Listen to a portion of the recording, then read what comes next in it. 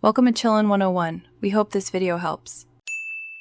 You start by locking the amount you actually have so nothing sneaks away. First, check your carrier balance and note the exact MB or GB and remaining hours. This creates a baseline. Once done, toggle airplane on then off to halt brief sync spikes and immediately enable the system data saver.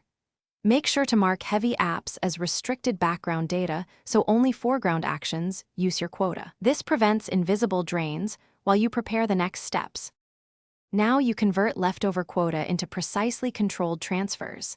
Use apps that support offline mode and prefetch only the files you'll need tomorrow. That way you're spending data on content you'll actually consume. Compress media before transfer, resize video to 720p or convert images to WebP so each megabyte counts.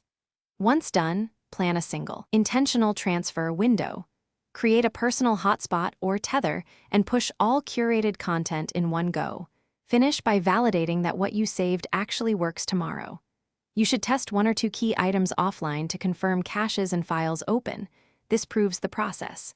If you notice unexpected consumption, immediately check app sync logs and force stop or uninstall the offending app. Those are the usual culprits. As a final troubleshooting tip, if control fails, switch to Wi-Fi or physically transfer files via USB. That fallback ensures you won't lose access when mobile quota.